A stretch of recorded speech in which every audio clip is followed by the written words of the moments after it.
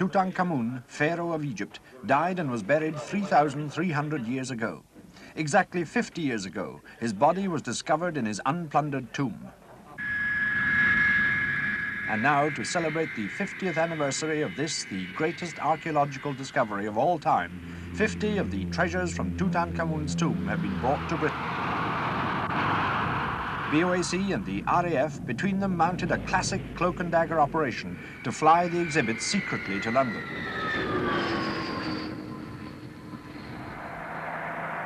The M4 motorway from Heathrow Airport into London was closed to all other traffic. Maximum security precautions were taken. All bridges were kept clear by police. And so the heavily guarded convoy sped into central London, and at 1 o'clock in the morning it arrived at the British Museum. Some weeks went by before it was announced that the treasures of Tutankhamun had in fact arrived. For Dr. Ethan Edwards, keeper of Egyptology, this was a moment almost as nerve-wracking as the first moment of discovery 50 years ago. For the Egyptian experts who had travelled with the treasures, and for Ian Pearson, who was in charge of the packing and transportation, it was a culmination of many months of planning and skilled work.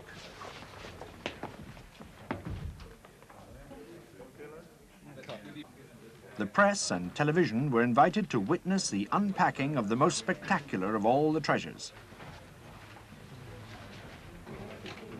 It was a golden face mask of Tutankhamun himself, one of the greatest works of art of the ancient world. And in the various stages as we go, we unpack. For the visitors at the British Museum this summer, it will be the prize piece in what could well turn out to be the greatest exhibition of the century.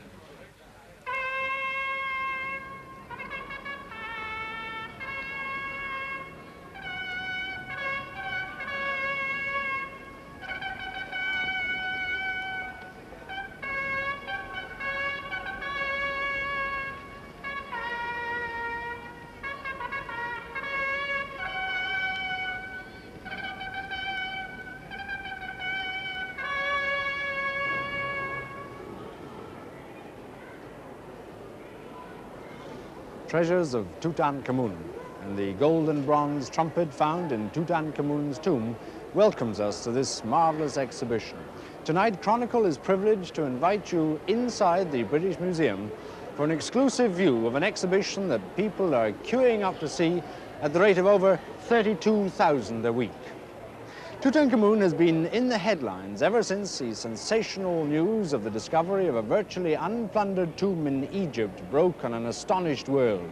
It was announced in an exclusive story in the London Times of November the 30th, 1922. An Egyptian treasure, great find at Thebes, by runner to Luxor. But even the London Times, which along with the Sunday Times is jointly sponsoring this exhibition with the trustees of the British Museum, even they didn't know then just how great a find it was. The archaeologists at that time were just on the threshold of discovery, and it wasn't for several months before the full extent of the treasures was revealed. Well, tonight, here in the British Museum, we too are on the threshold of discovery.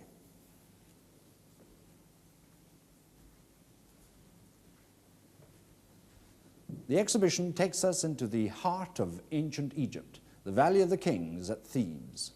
For it was here that the British archaeologist Howard Carter searched for the lost tomb of Tutankhamun for several seasons on behalf of Lord Carnarvon, a wealthy sportsman and patron of the arts who'd gone to Egypt to convalesce after a motoring accident and developed there an interest in Egyptology. They became familiar figures in the Valley of the Kings as they drove to their excavation sites for 6 fruitless seasons. Success came in November 1922, when Carter's workmen came across the top of a flight of steps hewn into the rock. It turned out to be the entrance to a tomb. It had been buried under the debris and huts of the builders of a later tomb, and so there was a chance that it had not been plundered. At the bottom of the steps, a plastered door with the seals of the necropolis guards apparently intact.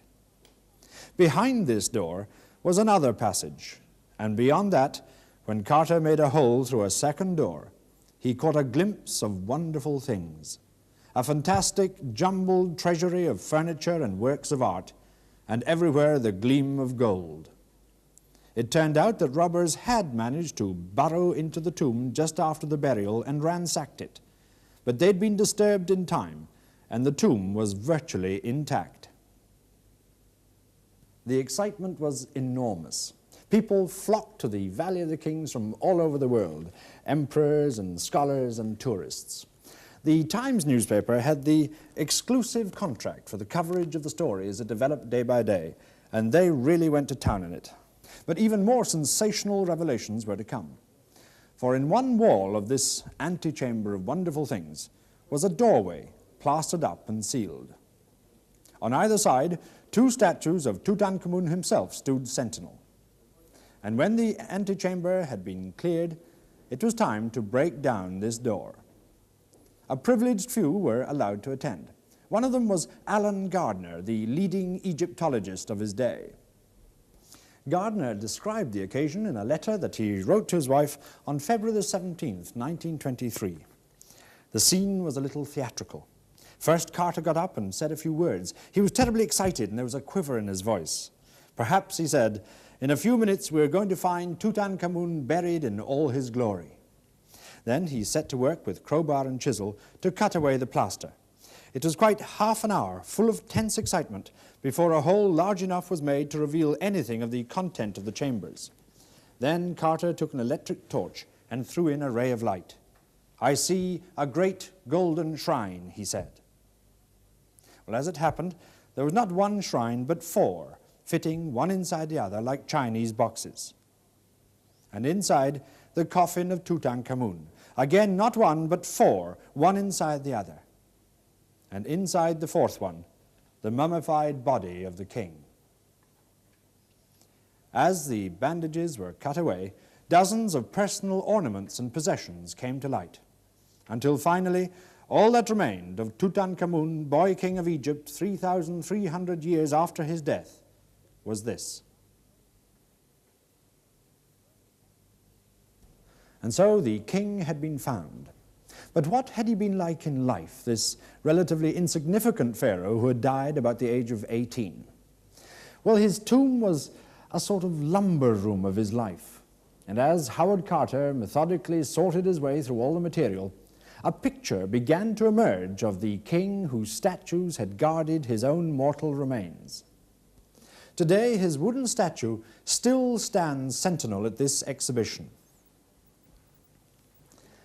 He's precisely as large as life. He was 5 foot 6 inches tall, judging by his mummified remains. His face and body are coated with black resin to symbolize regeneration, like the dark soil of Egypt herself. The royal headcloth and the collar are covered with gold leaf. And so are the pleated kilt and the odd jutting apron that he wears. In one hand, he carries a ceremonial mace, and in the other, his left hand, a long staff. Tutankhamun. He was so very young when he died, just a snub-nosed boy with sticking-out ears. But from the jumbled contents of his tomb, we can trace an outline at least of his brief life from the cradle to the grave. And when he was just out of the cradle, this child's chair was made for him with a little footstool to go with it.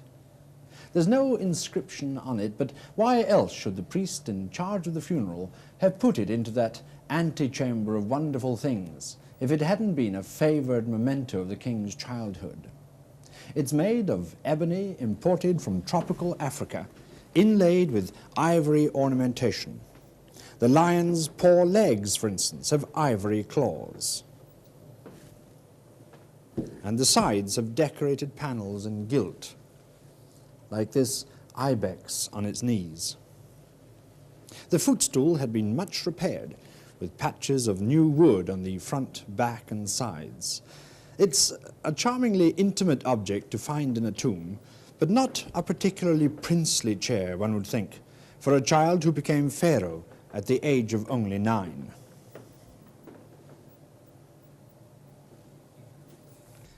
But another memento of childhood certainly was princely, a heavy gold bracelet that was found in a special jewelry box in the tomb. It's decorated with a finely moulded gold scarab inlaid with lapis lazuli. The wrist fastening is so small that it could only have been worn by a child, not a grown man. And since it was in the special jewellery box, it must surely have been Tutankhamun's personal possession. But who was Tutankhamun? We get a clue, perhaps, to his identity from this little painter's palette. Inscriptions show that it was made for the eldest surviving daughter of Nefertiti and the heretic pharaoh Akhenaten. And this princess had been married to Akhenaten's co-regent Menkaure. And later, she became Tutankhamun's sister-in-law when Tutankhamun came to the throne. But would she have presented the new pharaoh with such a child's toy? Was Tutankhamun perhaps her little brother, as well as her brother-in-law? Family relationships in ancient Egypt were extremely complex. Succession to the throne passed through the female line, and the one sure way that a son could ensure his succession was to marry his own sister. It's a little hard to remember that Tutankhamun was still a child when he was crowned king, but these superb pendant earrings were a sign of his youth, for only boys wore earrings in those days. These massive pendants, each about 5 inches long, are made of gold and inlaid with semi-precious stones, and in the center, a duck's head of translucent blue glass. And the fastenings show signs of friction, indicating much wear. So Tutankhamun probably wore them until he was 12 or 14 years old. When Tutankhamun became king, he ceased to be a boy and became a symbol. He was little more than a political puppet in the upheavals that followed the controversial reign of the heretic pharaoh Akhenaten, who was his father-in-law and perhaps also his father. And this modest but elegant cedar and ebony cabinet symbolizes the change. It would look not out of place in any Victorian drawing room, but it is in fact a political document. Inscriptions show that it was a piece of Tutankhamun's own furniture, but also that he had by now been converted back to the old religion of the sun god Amun that Akhenaten had tried to overthrow in favor of the sun disk, the Aten. The black symbols are the life signs, the Ankh, but the inscriptions also claim quite dishonestly that Tutankhamun was a mighty king who subdued foreign lands, capturing those to the south and trampling those to the north, slaughtering his enemies. Tutankhamun had grown up, for the record at least. He was literally stepping into a dead man's shoes. In this curiously shaped bow-fronted box, the knob on the front of the box bears the name of Tutankhamun. But there had originally been another name there and erased, that of Tutankhamun's predecessor, Menkaure, whom Akhenaten had appointed co-regent, but who seems to have died not long afterwards. Well, I don't suppose the palace carpenters had any particular political sensibilities. The king is dead. Long live the king. Hand me that sandpaper, will you? It was this incredible amount of furniture found lying higgledy-piggledy in the chambers of the tomb that gives us our clearest picture of the life led by the young King Tutankhamun. This fine wooden casket with its decorative ivory plaques shows a king and his queen shooting in their pleasure garden, both at ducks and at fish. A scene of domestic bliss fit for any king. Tutankhamun sits on a cushioned chair firing off arrows. And notice how the artist didn't feel that he could allow the arrow or the bowstring to obscure the royal face, with rather peculiar results. Meanwhile, the queen sits at his feet, a lotus flower in one hand and an arrow in the other, which she's about to hand to her lord and master. Tutankhamun seems to have been very keen on the blood sports. The ostrich feathers of this ceremonial fan have long since decayed, but according to the inscriptions, they had been obtained by His Majesty when hunting in the desert east of Heliopolis. And both faces of the palm are embossed with lively scenes of the king on an ostrich hunt. On one side, he's in his chariot, assaulting 2 stricken ostriches on the right. and at the same time he's being shaded by a small Ankh figure in the left-hand corner holding just this sort of fan. On the other side, he's returning home in triumph, while two servants of superhuman strength carry home the dead ostriches, each of which weighed 345 pounds. Among the 143 personal possessions that had been tucked into the bandaging of the mummified body were two daggers, one of iron and one of beaten gold. The gold dagger was probably for ceremonial uses, a beautiful piece of craftsmanship, and the sheath in particular is elaborately decorated with cameos of wild animals biting their prey. When he wasn't engaged in blood sports, the young king clearly enjoyed gaming. There were no fewer than 4 gaming boards found in his tomb. The top board on this table was for a game called Senet, which seems to have been something like Halma. There are 30 squares, some inscribed with hazards and bonuses. It was a game of chance. The moves were determined by throwing knuckle bones or else casting sticks.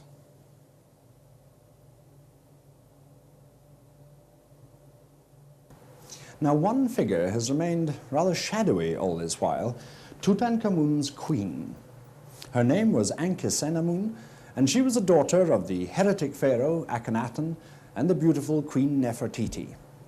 Now, it looks as if she may have married her father when her mother disappeared from court circles. And then, after her father died, she married Tutankhamun, who may have been her brother, in order to regularize the succession. And in this magnificent golden shrine, we see her in a number of scenes with her husband. When Tutankhamun went hunting birds with a boomerang, she was always there, just behind him.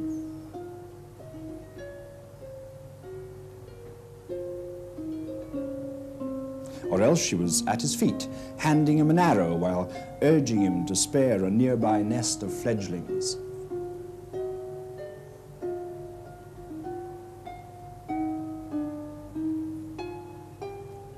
At home, she rests her elbow most informally on his knee while he pours her a drink into her hand. Or else she's tying his floral collar for him before going to a party. Everywhere she's the dutiful and submissive wife, but she seems to have been quite a character in her own right. She had had 2 children by Tutankhamun, but they were both stillborn, and their tiny mummified bodies were buried in Tutankhamun's tomb. And after Tutankhamun died, she was in no mood to retire into widowhood and obscurity. It seems that she wrote a letter to the king of the Hittites saying, "Send me one of your princes to marry, and I shall make him king of Egypt." But her plot was foiled. The mail-order bridegroom never reached his destination, no doubt ambushed on the way. They played for very high stakes in those days. And these pastoral hunting scenes conceal the reality of power politics in the Egypt of the 18th dynasty, just as carefully as the artist once again concealed the bowstring behind the bland royal face of Tutankhamun, even though firing the bow in that position would have taken his head off. Now, despite this occupational hazard, Tutankhamun seems to have been inordinately fond of hunting if one goes by the fact that some 50 bows were found in his tomb. This one is one of the most elaborate. It's a composite bow, that's to say it's laminated with sinew and tree bark, which gave it a greatly increased range, and it's intricately decorated with animal and flower motifs inlaid with gold. There was also a number of boomerangs, most of them fully practical, although this one, made of ivory and capped with gold at one end, was probably made for ritual purposes. They used the boomerangs to stun birds rather than to kill them, and this helped solve the problem of keeping their meat fresh in hot weather. This bronze trumpet, overlaid with gold, is probably the nearest that Tutankhamun ever came to military action. We heard its notes at the start of this program.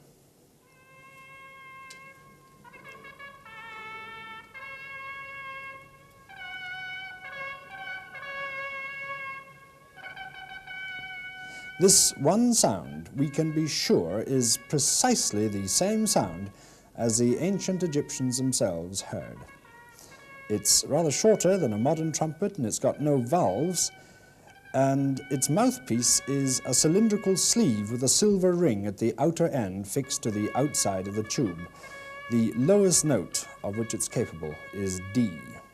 And this is definitely Tutankhamun's trumpet, for his name is on it, and he's depicted on it, helmeted, receiving the blessings of the gods.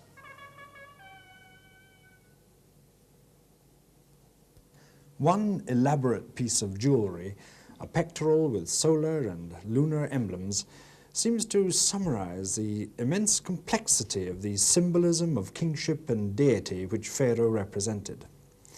The central motif is a winged scarab beetle which is also a falcon. These are both symbols of the sun god. With its front legs, the scarab falcon of the sun supports a golden boat, which carries the silver disk and crescent of the moon. With its back talons, the falcon scarab of the sun grips the hieroglyphic sign for eternity. Every single piece in this complex work has a meaning, a hint, a clue. The whole adds up to a kind of anthology of myth and religion in ancient Egypt, a cosmic cryptogram in which the boy king had to carry a fearful burden of divinity. But above all, he was a human being, a person with whom today we can identify with compassion and affection. 3 fine gilded statues show the king in the full prime of his youth, erect, lithe, and dignified all at once. This statuette shows the king wearing the red crown of Lower Egypt. In his left hand, he holds a long, crooked staff, the Good Shepherd of Egypt. And in his right hand, he carries a flail, another emblem of royalty. He stands there, regal and upright, every inch a king. In this second gilded statuette, the king wears a white crown of Upper Egypt. But what's surprising here is that the king is shown with female breasts. Now, Tutankhamun's father-in-law, Akhenaten, was physically deformed and is always represented as having breasts and a swollen pot belly, like Tutankhamun here. It's a bit of a mystery. Either this isn't Tutankhamun, or it was made to emphasize the blood kinship between him and Akhenaten by means of an artistic convention. Another unusual aspect of this sculpture is that the statue of the king is standing on the back of a leopard painted with a black resin varnish. There's nothing in Egyptian mythology which gives any clue to its significance, but the lope of the leopard is beautifully reproduced, and the molding of the leopard's face is superb.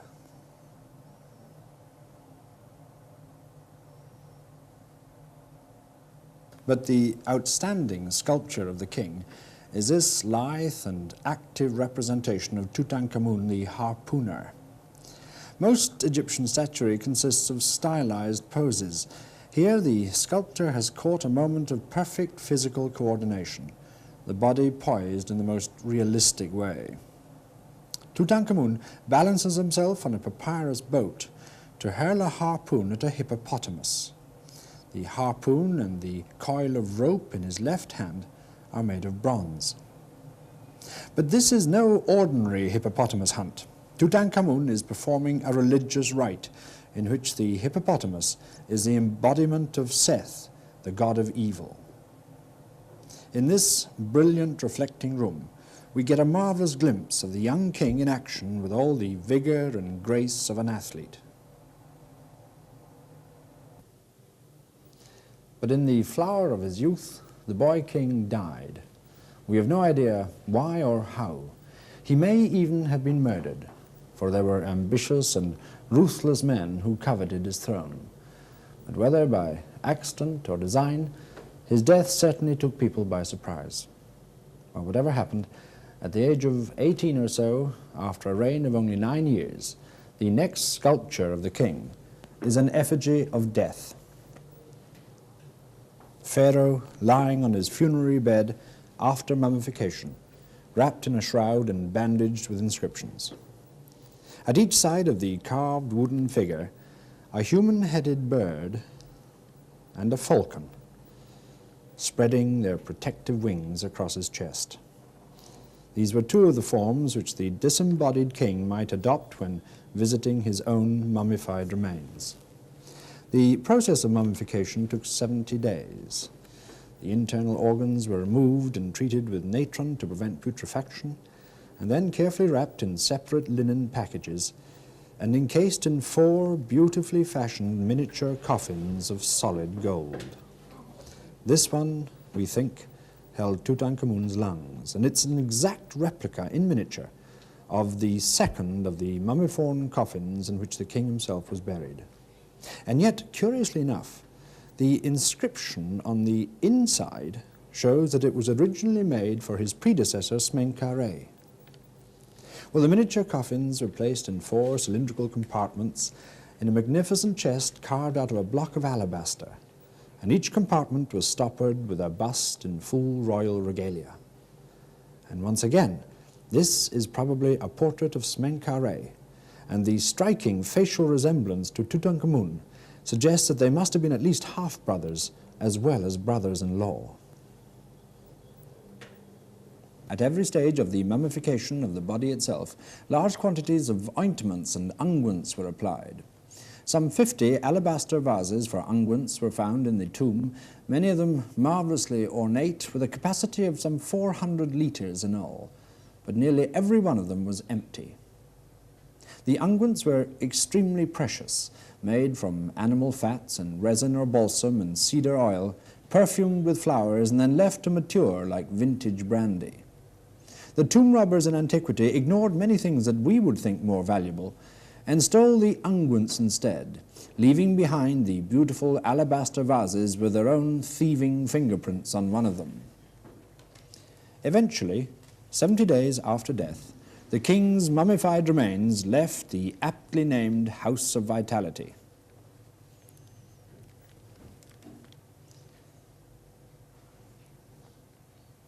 A painted wooden model of a barge found in the tomb symbolizes the journey across the Nile that his predecessors had to make 1,000 years earlier.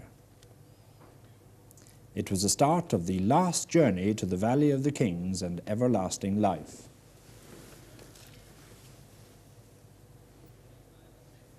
After the ceremonies of interment were over, the king's journey to the other world would be accomplished with the help of a sacred cow associated with Hathor, tutelary goddess of the Theban necropolis in which Tutankhamun's tomb was sited.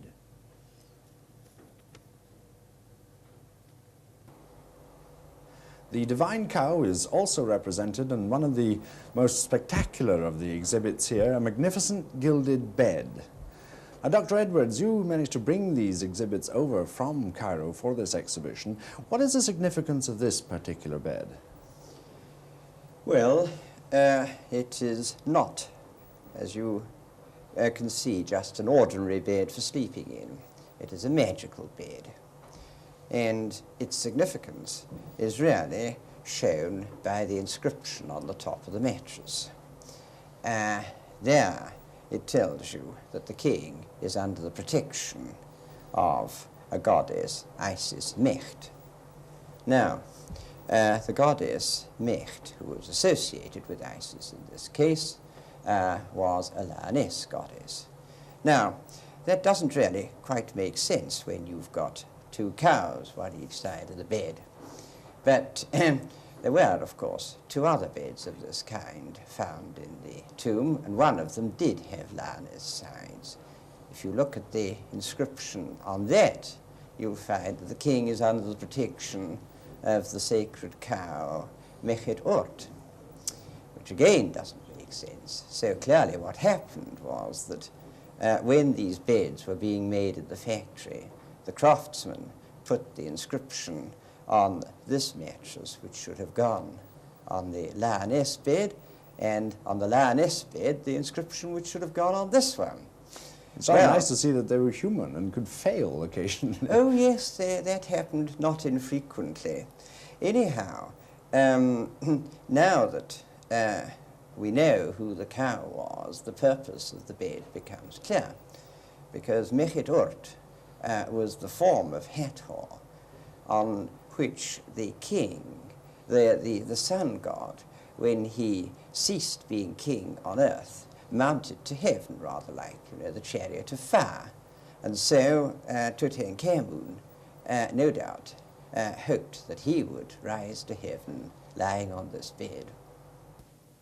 One of the aspects of this exhibition that I find most intriguing, Dr. Edwards, is that every single object in the tomb had a purpose, a significance, like this splendid alabaster casket, for instance. Yes, indeed. This illustrates it very well. Howard Carter found this casket with its contents undisturbed. They were, first of all, a layer of linen on the bottom, and then some hair, and most interesting, I think, of all, 2 balls of human hair wrapped in linen. Now, one way by which the Egyptians indicated the signing of a contract was by the exchange of balls of hair by the contracting parties. Now, in this casket, if you look at the head end under the knob, you will see there are 3 cartouches. 2 of them have the names of the king, and 1 has the name of the queen. There were thus 2 people. And it makes one ask whether the fact that you have 2 balls of hair and 2 names, whether 1 ball did not belong to each person named, the king and the queen. If so, what was the contract that was signed? At first I thought it was the marriage contract, and then I realized that the names in the cartouches were not those that they used at the time of their marriage. However, they are the names that they used at the time of the coronation, and I think it's possible, I won't say more than that this was part of the coronation ceremony, a contract signed then. A lock of human hair to seal a coronation. Such then was the King Tutankhamun, this obscure boy king at the tail end of a dying dynasty, who acted out his brief charade of immortality before death caught him in his teens. History has no cause to remember him except as a symbol of the restoration of an old order. It was only the accident of his survival that's made him so intensely memorable. It was archaeology as much as religion that's given him a second lease of life. So let's now tread the path that 2 million visitors or more will be treading before this summer's out. A walk back through eternity. Because Tutankhamun was the only pharaoh of ancient Egypt for whom the elaborate rituals designed to transcend death and oblivion really worked. His grave survived undisturbed for more than 30 centuries. And now, thanks to the Department of Antiquities of the Arab Republic of Egypt, who have loaned these 50 priceless treasures of Tutankhamun for this display, we can see for ourselves the astonishing grandeur of the Egyptian concept of royal immortality. Everything here is 3,300 years old. Everything is genuine, just as it came from the tomb. And Tutankhamun here, sentinel to the last, symbolizes it. And first glimpse, the handsome black and gilded holy cow that carried him to heaven.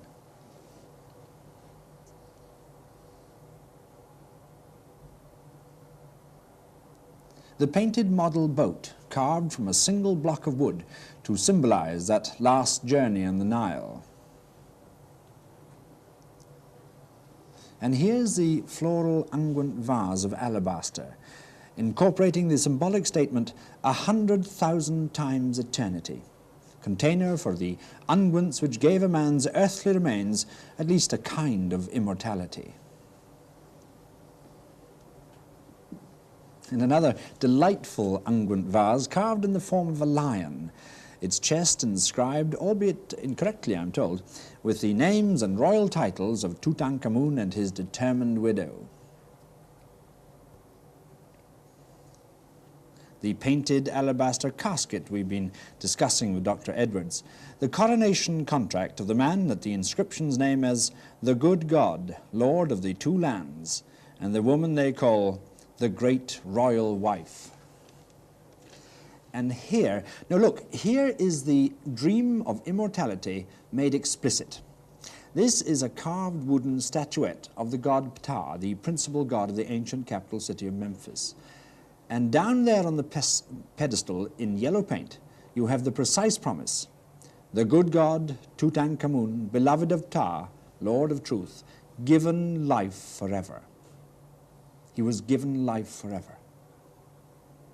And we ought to stop here too. This is a marvelous little thing, this translucent alabaster chalice, carved in the shape of a single bloom of the white lotus.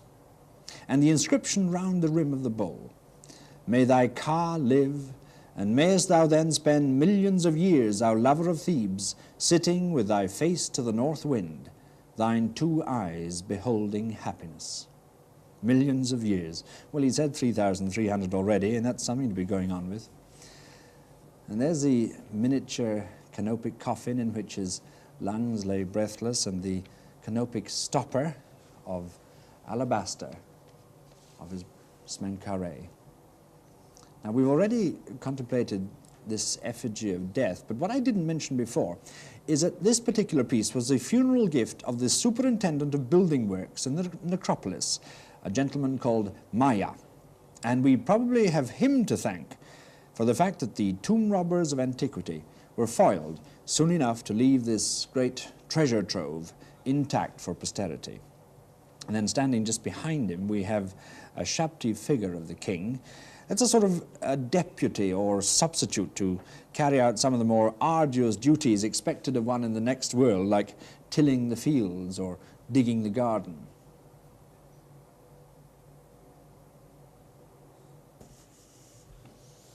The bed of the divine cow, that one that got the inscriptions mixed up, must have taken the edge off its magical properties a bit. Incidentally, there were no fewer than 8 beds in all in Tutankhamun's tomb, including a sort of folding camp bed.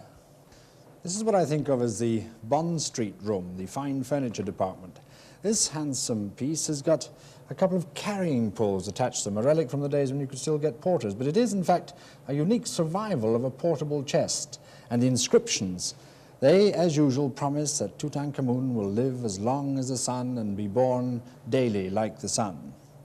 We have our elegant Victorian cabinet with its bombastic boastings about Tutankhamun, and this much more intimate child's chair with its worn and patched footstool. Then this funny bow-shaped box. I wonder what it held. Probably hats. And the child's pallet and the gaming table, and a very uncomfortable-looking ornate royal chair. But then one remembers from the scene on the ornamented chest here that when Tutankhamun went out having shooting practice at the ducks and the fish in the lake, he used a cushion on his stool.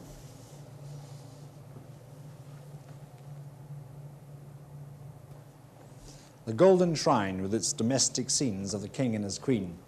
Originally, inside that shrine, there was a solid gold statuette of the king. But that was one that the robbers of antiquity did get away with. But they didn't get away with these 3 statuettes of the king in the prime of his youth. The king erect and regal. The king as the harpooner on his papyrus boat, going for the hippopotamus. And the strange statuette of the king, the statue standing on the leopard's back.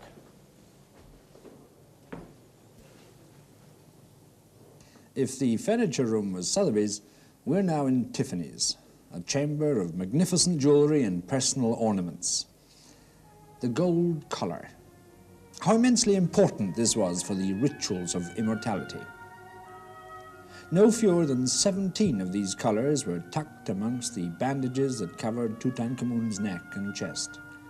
It was the absolute divine protection against mortality. The solar and lunar pectoral we've already studied.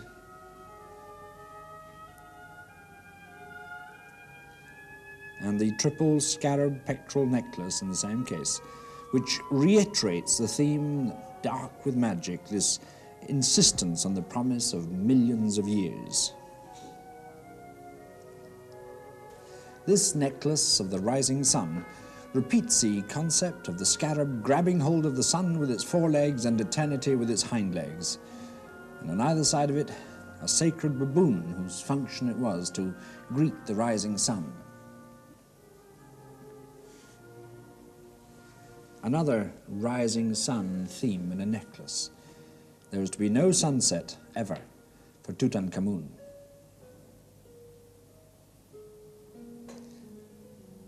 A decorated scarab.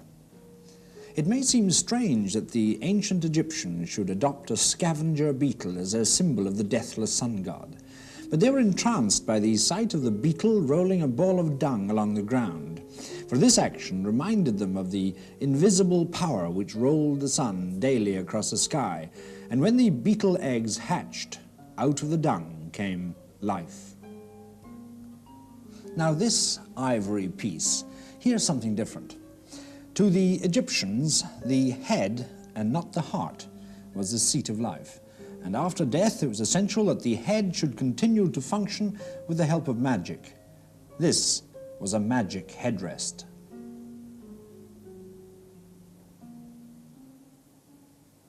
Tutankhamun's royal scepter. The Egyptian texts call a scepter like this either the controller, the powerful, or the commander. The inscription on the other side reads, "The good God, the beloved, dazzling face like the Aten when it shines, the son of Amun, living forever." The controller, the powerful, the commander. Row upon row of bulls trussed and slaughtered. There's an irony here when you remember that intensely young face. Another of those indispensable protective colors, this time in the form of the vulture goddess with outspread wings that enfold the shoulders of the wearer. A necklace with a vulture goddess pendant of solid gold, grasping eternity in its talons. Or a winged scarab pectoral of solid gold, that beetle again with eternity clenched in its back legs. The royal crook and the royal flail, the insignia of Tutankhamun's kingship. And the really interesting thing about the flail is that it bears on it the name of the king in its earlier form of Tutankhamun. Now you remember that when the boy king ascended the throne of Egypt, it was in the aftermath of the revolutionary or heretic pharaoh's reign, Akhenaten, who tried to overthrow the worship of the Amun in favor of Atenism. Well, when the old priesthood of the Amun made their comeback, Akhenaten was discredited, and the boy king's name was changed to Tutankhamun, which means the living image of Amun. It was a deliberate attempt to write Atenism out of history, but it failed, and it failed because of a glorious accident of archaeology. The climax of the exhibition of this journey back through eternity is perhaps the most celebrated work of art of the ancient world, the golden face mask of Tutankhamun. It was placed over the head and shoulders of his mummified body as the ultimate earnest of immortal life. And now, more than 30 centuries later, it's achieved at least some of its purpose. It's that familiar, intensely vulnerable face. On the brow, those twin insignia of divine royalty, the vulture and the cobra.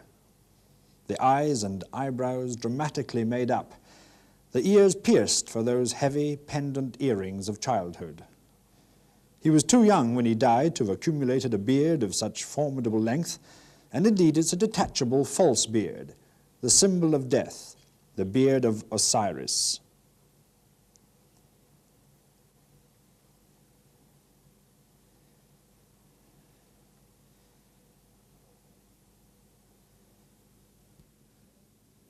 It's all solid gold, beaten and burnished. The vulture's head and the cobra head are also of solid gold, intricately inlaid with glass and semi-precious stones. The stripes of the headdress are of blue glass in imitation of lapis lazuli, and the collar is encrusted with segments of lapis lazuli, quartz, and green feldspar with a lotus bud border. Thy soul liveth, says the inscription, and thy veins are healthy. But that was more a pious hope than a statement of fact, because today Tutankhamun still lives in our imagination, because his veins had been drained of blood, and because his soul had been commended to all the tutelary deities, and because his mortal remains had been placed under the loyal vigilance of Maya, superintendent of the public works at the necropolis. And it turned out to be a very satisfying joint operation. It was Maya who fended off the tomb robbers of antiquity. It was Howard Carter who, after years of failure, found the hidden tomb. It was the Egyptian Museum in Cairo who loaned all these beautiful things for exhibition here in London. And it's a British museum that's been host to this splendid display. We have them all to thank. But there's one thought we perhaps ought to end up with. As a result of this exhibition, the British Museum hopes to hand over a profit of anything up to £1 million to UNESCO to help finance the rescue of the treasures of Philae in Egypt. £1 million. And for that, we have to thank this man, Tutankhamun, the boy king who, despite everything, achieved his immortality.